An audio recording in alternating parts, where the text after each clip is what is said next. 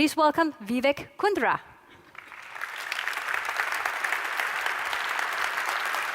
Good evening. Lillian, thank you very much for that kind introduction, and it's great to be here in Copenhagen. What I want to do is actually to take you back in time to November of 2008. President Obama was just elected, and one of the first things he did is he decided to put in place a transition team, a team that was focused on technology, innovation, and government reform. So fast forward to January of 2009, and I got a phone call that the president had decided to appoint me as his first chief information officer. And for many of you, if you remember back then, even the president had to fight tooth and nail just to get a BlackBerry. And I remember walking into the office on a sunny day in Washington, and I had to pinch myself as you have the Marine Corps saluting you. You walk in, and I get into my office, and I met with my new team. And immediately, they come up to me and they hand me this huge stack of documents. And they said that, Mr. Kundra, congratulations. You're now responsible for $80 billion in information technology for the United States government. And here are $27 billion of technology projects that are years behind schedule and millions of dollars over budget. And then I found out that the way mobile devices were assigned to the government was based on the number of years you'd been in office or the square footage of your office, given how the bureaucracy worked. And I think the biggest asset that I brought to the job was a beginner's mind, because I had never worked in the federal government. So I was always asking the question, why can't it be? And I was pushing the limits of what was possible. And I looked at my team and I said, look, I've just testified under oath, so we better go build this. But in this new world order, what you have to be able to do is you have to be able to build your own red teams and blue teams where you're constantly attacking your own systems. And you also recognize that given these new models of technology with mobile and social and cloud, that you may not, as an enterprise, be the best one when it comes to cybersecurity. Sort of what Jack Welch talked about earlier in terms of what is your core competency and what are you focused on.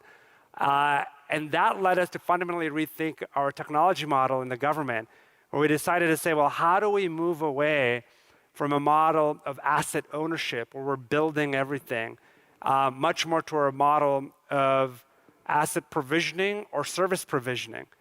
And that allowed us to identify about $20 billion in savings as we started shifting investments to cloud computing, which is super, super exciting, because what you were able to see then is a pace of innovation, the next generation of companies, right? When you look at whether it's Google or Amazon or Salesforce or Concur or Workday, they represent what the future is going to look like when it comes to technology. As I look at the future, what I think is super, super exciting is that you're looking at a population of about 7.1 billion people today. By 2017, it's predicted that there will be 5 billion people with smartphones.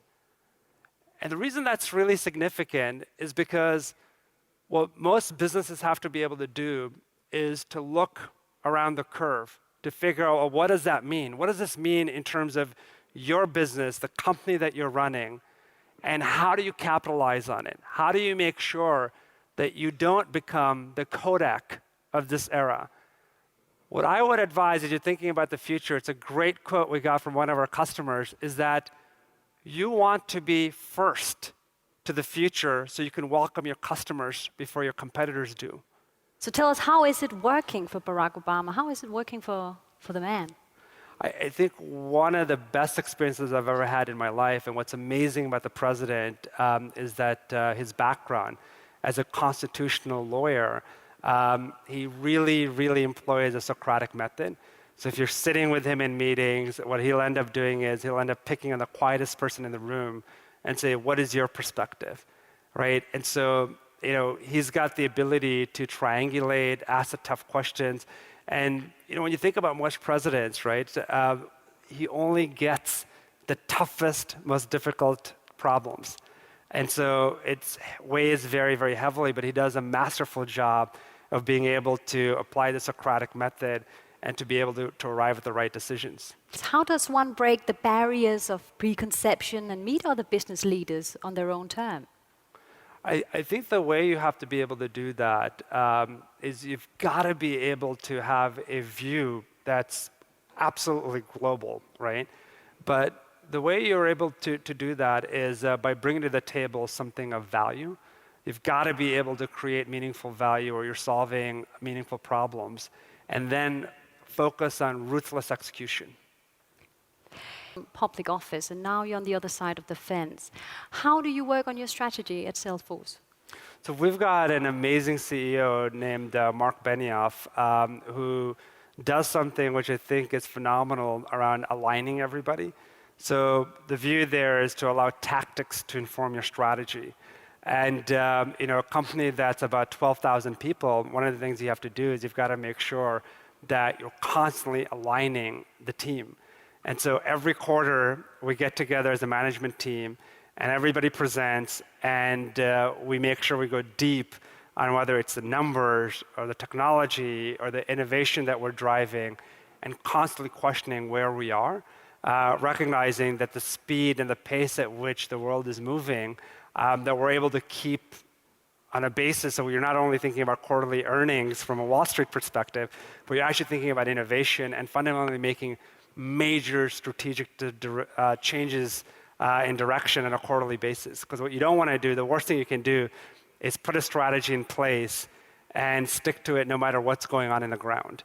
So you've got to have a strategy, but also you have to realize that the world is constantly changing, and you need to be able to adjust your tactics based on that.